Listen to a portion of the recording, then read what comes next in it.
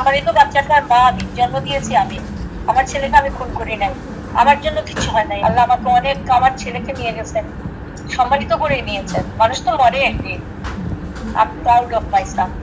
সবার আগে আমি প্রাউড আমার আল্লাহর জন্য। আল্লাহ বুঝেই আমার বাচ্চার জীবন দিয়েছিলাম। আমি একদিন আমার জীবন খানিক যেন ছোটবেলার থেকে আমি কেন যেন সম্মানের দিয়েছিলাম। আমি টাকা পয়সা কিছু চাইতাম না, এখনো চাই না। আমরা আমেরিকায় চলে যাব, একটা প্ল্যান ছিল শাহরানকে পড়াশোনার জন্য। আমরা আমেরিকায় চলে যাব। সালমান শাহ প্রোডাকশন করবে, সালমান শাহর বাবা এটা পরিচালনা করবে, আমি সবাইকে নিয়ে থাকবো। সে ওখানে আমেরিকায় আত্মহত্যা করার জন্য প্ল্যান ছিল। একটু যে দীর্ঘদিন পর তো আপনাদের এই যে মামলাটা আসলে হত্যা মামলা হিসাবে নির্দেশ দিয়েছে এবং মামলা হয়েছে, এই প্রেক্ষিতে এখন আসলে আপনি দীর্ঘদিন ধরে এটা নিয়ে লড়াই করেছেন এবং এখন যে মামলা হলো আসামিরাও গ্রেপ্তার হবে পুলিশ বলছে, আপনার আসলে অভিব্যক্তিটা বা অনুভূতিটা আমি একটু জানতে চাচ্ছি। আসসালামু আলাইকুম আপনাদের সুবিদিকে এবং সবাইকে, দেশীয় দেশবাসী সবাই, আমার অত্যন্ত অনুরক্ত আমার ছেলে, আমার সালমান শাহ পরিবারের সবাইকে অভিনন্দন। আল্লাহু আকবার। অনুভূতি কি বলবো? অনুভূতি হলো 20 তারিখ সারাদিন অপেক্ষার পরে সন্ধ্যাবেলা জানলাম আমার ছেলেকে হত্যা করা হয়েছে। তারপর আমি নিস্তেজ হয়ে এতদিন আমি নির্যাতিত হই। আমার ছেলে আত্মহত্যা করেছে। বাইরে গেলে স্মরণ লাগতো, ভালো কথা বলে চলে, আপনার নিজস্ব অনেক আত্মীয়স্বজন তেমন একটা ব্যবহার করতো। আর আমার তো লাঞ্ছনার শেষ ছিল না। স্বামীরা জন যারা কথা বলার কথা না, গালি গালাজ অসংখ্য আশায়। সব থেকে কষ্টের ছিল যে আমার ছেলেকে আমি মেরে ফেলছি, করার কিছু নাই। আমার যন্ত্রণায় আমার ছেলে আত্মহত্যা করে ফেলছে। একটা পবিত্র ফ্যামিলি, আবার যেখান থেকে এত সুন্দর একটা বাচ্চা আমি জন্ম দিয়ে এত কিছু আমি না শিখাইলে সে এগুলো করলো কেমনে? এই যে ভদ্রতাটা দেখাই গেছে মরার সময়, তো এটা তো আমারই শিক্ষা। আজকে দাঁত করছে, ভালো ড্রেস করছে, কথা বলছে, ভালো অ্যাক্টিং করেছে, কারোর সাথে দুর্ব্যবহার করে না, এটা কার শিক্ষা? মায়ের শিক্ষা। আর স্বামীরা আসছিল মাত্র কয়েকদিন আগে, এসে সে বের করে বলতো যে মার সাথে শত্রুতা, এটা কি হয়? তার ছেলে তার কাছে প্রিয়। ওর ছেলের এখন যে বয়স, সেই বয়সে সে আমার ছেলেকে ক্যাপচার করেছে। তো এই হলো আমার অভিব্যক্তি এবং অনুভূতি। এই যে এখন পর্যন্ত আমি বুঝতে পারছি না যে আমি কেমন আছি, আমি বুঝতে পারছি না। তবে ভালো লাগছে সারা বিশ্বের মানুষ আমাকে খোঁজ করতেছে।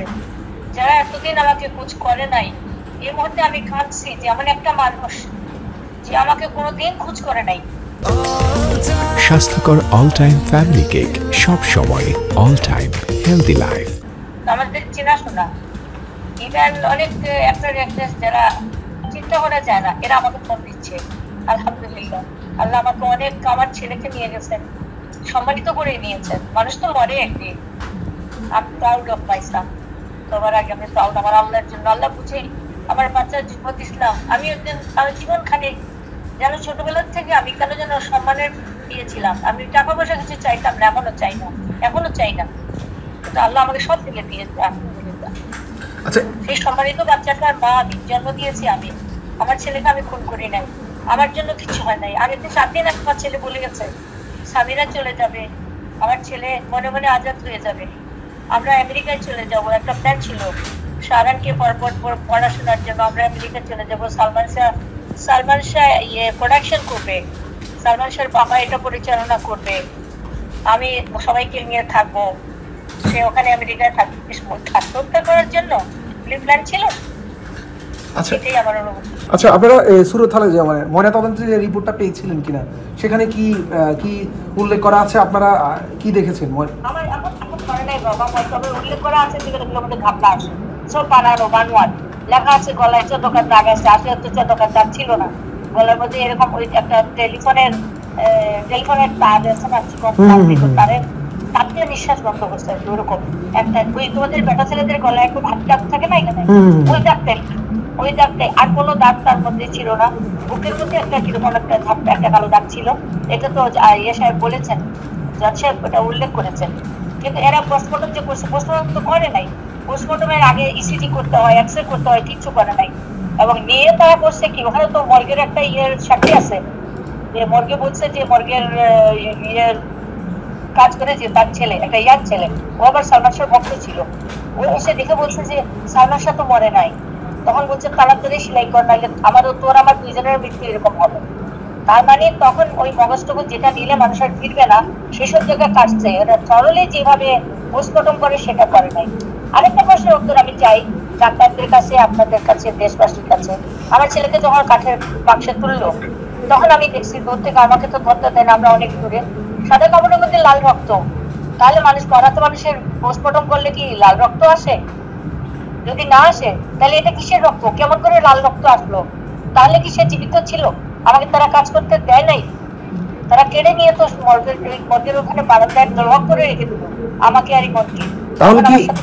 তাহলে কি এমন কিছু ঘটেছে যে সালমান শাহকে যখন আসলে মর্গে নেওয়া হয় তখনও তিনি বেঁচে ছিলেন, এই ধরনের কোনো কিছু? আমার মনে হয় তখন দেহে প্রাণ ছিল, কারণ হাতের মধ্যে পালস দিয়ে বড় না, ওরা মেডিকেল চেক করে নেয়, তারা মেডিকেলকে হলি ফ্যামিলিকে আগে ইনফর্ম করে রাখছে। আমি তো রাজনীতি করি, আমাকে সবাই চিনি, অনেক সম্মানিত, অনেক ইজ্জত।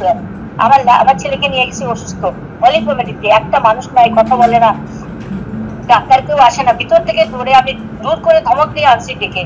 তখন বলতেছে সামনে অ্যাম্বুলেন্স আছে, আপনারা ইয়েতে নিয়ে যান, ঢাকা মেডিকেলে নিয়ে যান, ওনার ট্রিটমেন্ট এখানে হবে না। বলছি কেন হবে না এখানে ট্রিটমেন্ট? বলে এখানে হবে না। বেরিয়ে দেখলাম সত্যি একটা অ্যাম্বুলেন্স দাঁড়ানো, সব কিন্তু প্রি প্ল্যান। আমরা উঠলাম, ইয়েতে নামলাম, কিন্তু ওই অ্যাম্বুলেন্স পয়সা নিল না তো। আবার বাদল খন্দকারকে জোর করে আনছিলাম, আসতে চায় নাই, হলি ফ্যামিলিতে এসে পালাই গেছে, তাকে আর পাই নাই। পুরো রাস্তা কিন্তু আমি মুখে আমার ছেলের অক্সিজেন দিয়ে গেছি, মুখ দিয়ে নিঃশ্বাস দিয়ে দিয়ে আমার ছেলে যাতে মরে না যায়। তারপরে আমার ছোট ছেলে পায়ের দিকে ধরে পেছনের সিটে বসছিলাম, পায়ের তেল দিয়ে দিয়ে ডলে ডলে পায়ে মাসাজ করে করে নিয়েছি। তা আমরা তো জানি না। তখন ডাক্তার মেডিকেলে যখন গেলাম, ডাক্তার আসে না, আমি স্টেন করতে ধরে টেনে শার্টের মধ্যে মাসকে একটা থাপ্পড় দিছি ওকে, যে উঠে আয়, আমার ছেলে মরে যাচ্ছে। হ্যাঁ, উঠে আসছে, একটাই লোক আসছিল ওখানে, ওকে কোনো ডাক্তার নাই, সরে গেছে সব। এসে সে হাত দিল না, একটুখানি তাকাই দেখে বলে উনি তো অনেকক্ষণ আগে মারা গেছে। আমি যে তুমি স্টেন তো লাগিয়ে না কিছু, তুমি কেমনে জানলে একটু আগে মারা গেছে? বলতেই বললো যে, আমি বললাম যে ওকে নিয়ে চলো আমরা সিএমএইচ এ যাবো আমার হাজবেন্ডকে। বলে না, আপনি তো ওখানে লিখতে পারবেন না, ম্যাজিস্ট্রেটের সার্টিফিকেট লাগবে। এখন দিলই না, আটকে দিল, দিয়ে বাইরে বের করে দিল। আমি একটা চাদর চাইলাম, তাও দিল না। তারপরে আমার ছেলে উপরে, আমি পুরো প্যান্টের ভিতরে হাত ঢুকাই দেখছি পায়খানা পেশাব আছে নাকি, আমার ছেলে বুকের মধ্যে হাত দিচ্ছি, আমি তো পাগল। তারপরে আমি আমার ছেলেকে জড়াই ধরে ওখানে শোয়ার মতো পড়ে আসছি। আমার ছেলে হাজবেন্ড চলে গেল ম্যাজিস্ট্রেটের কাছে, ওইটা না দিলে তো তারা দিবে না। অনেক ঘন্টা দিয়ে পড়ে, ছোট ছেলেটা কোথায় আমি পাচ্ছি না। পরে জানলাম যে সে ওই সামিরের বাসায় আসছিল, ইমনের বাসায় এসে বউরে নিতে এসে জিজ্ঞেস করছে, ভাবি আমার ভাই পড়লো কেমনে? তখন সে 3-4 মহিলা নিয়ে বসে গল্প করতেছিল। তো বলছে আমি জানি না ভাই, আমি জানি না ভাই বলে পায়ে ধরে ধাক্কা দিয়েছে, পালাই দিয়ে, ওই যে বলছে তো দরজা খুলে দৌড় দিয়ে পালাই গেল। এখানে সে মিথ্যা কথা বলছে যে সাবান নাকি ওকে লাথি মেরে বিদায় করে দিচ্ছে, জুতাও লিখতে দেয় না। আবার আমি তাকে ফাইনাল কোথায়? আর ওইরকম সিচুয়েশনে কি বলে মাত্র লাথি মারে? আমি কি গ্রামের করতে করি? আমি একটা রাজনীতি করি, আমি একটা ভদ্র করে একটা জমিদার বাড়ির মেয়ে। আমি